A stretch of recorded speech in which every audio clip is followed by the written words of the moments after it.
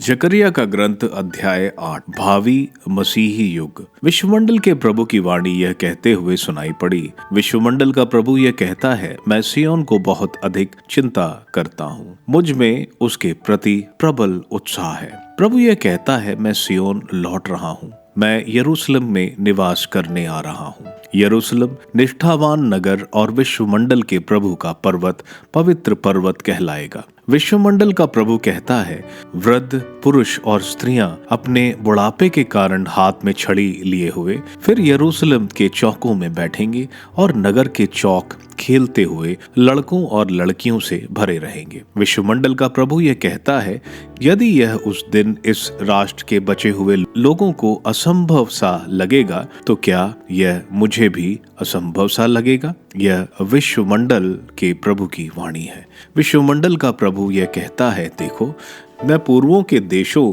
से और सूर्यास्त के देशों से अपनी प्रजा का उद्धार करूंगा। मैं उन्हें वापस ले आऊंगा और वे यरूशलेम में निवास करेंगे। वे निष्ठा और न्याय से मेरी प्रजा होंगे और मैं उनका ईश्वर होऊंगा। विश्वमंडल के प्रभु की वाणी ये है, तुम्हारे हाथ बलवान हो, तुम तो नबियों के द्वारा मेरे ये शब्द तब से सुनते आ रहे हो जब से विश्वमंडल के प्रभु के मंदिर के पुनर्निर्माण के प्रारंभ में नींव डाली गई थी। उस समय के पहले ना तो मजदूरों को अपना वेतन और ना पशुओं का किराया मिलता था। शत्रुओं के भय से दैनिक जीवन अस्त व्यस्त हो गया था, क्योंकि मैंने लोगों में अनबन पैदा की थी। किंतु जाति के इन अविष्ट लोगों के साथ मेरा व्यवहार बदल गया है। विश्वमंडल के प्रभु की वाणी अब यह है, मैं तो सर्वत्र शांति स्थापित करना चाहता हूँ। दाखलता फैलेगी, भूमि उपज पैदा करेगी और आकाश ओस टपकाएंगे।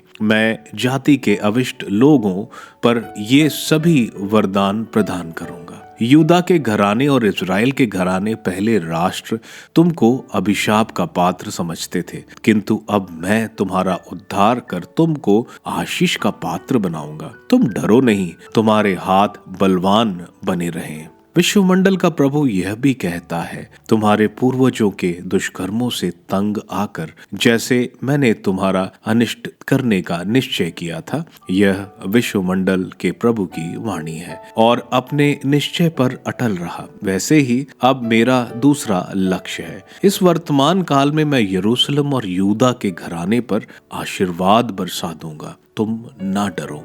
तुम्हारे ये कर्तव्य हैं, एक दूसरे से सत्य बोलना, तुम्हारे न्यायालयों के निर्णयों से शांति की स्थापना हो जाए, एक दूसरों के प्रति दुर्भावना ना बनाए रखना, झूठी शपथें ना खाया करना, इन सब से मुझे घृणा है। यह प्रभु ईश्वर की वाणी है। विश्वमंडल के प्रभु की यह भी वाणी मुझको प्राप्त हुई। विश्वमंडल का प्रभु यह कहता है, चौथे, पांचवें, सातवें और 10वें महीने के उपवास व्रत यूदा के घरानों के लिए अब हर्षोल्लास और आनंद के पर्व हो जाएंगे। अतः सत्य और शांति से प्रेम रखना।